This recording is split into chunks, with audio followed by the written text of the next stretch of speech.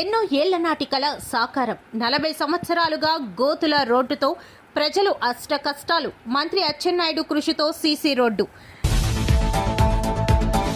నందిగామ మండలం, వజ్రపు కొత్తూరు మండలం, 2 మండలాలు కలిసి ఉన్న పర్లాకిమిడి రోడ్డు నుంచి కొత్త అగ్రహారం 16 నెంబర్ జాతీయ రహదారి చేరుకున్న రోడ్డు 600 మీటర్లకు గాను సుమారు 50 లక్షల రూపాయలతో సీసీ రోడ్డు పనులు సరాసరి పూర్తవుతోంది.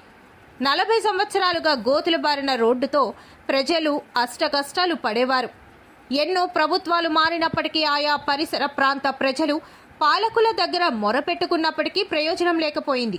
ముఖ్యంగా ఒరిస్సా నుంచి గొప్పిలి, కరజాడ, టెక్కలిపట్నం, మెలియాపుట్టి, పర్లాకిమిడి, పాతపట్నం మండలాల నుంచి ప్రజలు వేలాది మంది టెక్కలి, శ్రీకాకుళం, విశాఖపట్నం వెళ్లాలంటే అడ్డదారిగా జడ్యాడ కొత్త రోడ్డు నుంచి కొత్త అగ్రహారం జాతీయ రహదారికి అందుబాటులో ఉండటం వల్ల వాహనాలు ప్రజలు రాకపోకలు చేసేవారు. వర్షాకాలం నరకయాతన పడే రోజులు కోకొల్లలు. రాత్రి వేళల్లో ద్విచక్ర వాహనాలపై కాలినడకలో ప్రయాణం చేసేటప్పుడు జరగరాని ప్రమాదాలెన్నో ప్రజలు చవిచూసేవారు.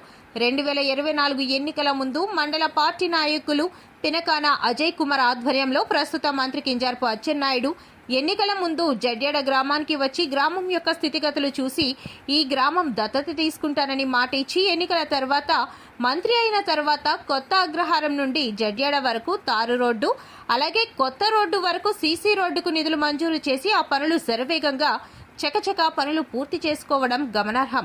దీనిపై ఆయా ప్రాంత ప్రజలు హర్షాతిరేకాలు వెల్లుబుచ్చుతున్నారు. ఈ సీసీ రోడ్డు పనులు పూర్తి చేసేందుకు వజ్రపు కొత్తూరు మండల ఉండ్రుకుడియ గ్రామస్తులు కాంట్రాక్టర్ కొర్ల త్రినాథ్ చౌదరి పనులు చేసేందుకు ముందుకొచ్చారు. ఆయనకు జడ్యాడ టీడీపీ నాయకులు సపోర్టుగా నిలిచి రోడ్డుకి ఇరువైపులా ఉన్న రైతులతో మాట్లాడి ఈ రోడ్డు పనులు జరిగితే పరిసర ప్రాంత ప్రజలతో పాటు ఒరిస్సా ప్రజలకు సైతం రాకపోకలకు సులువుగా ఉంటుందని రైతులు, నాయకులు, కాంట్రాక్టర్లు కలిసికట్టుగా ఈ సమయంలో ఎలాగైనా రోడ్డు చేయించుకోవాలని పట్టుదలతో రోడ్డు పనులు చేయించుకున్నారు. ఈ విషయమై మంత్రి అచ్చెన్నాయుడుకు, ఎమ్మెల్యే శిరీషకు ప్రజలు ధన్యవాదాలు తెలిపారు.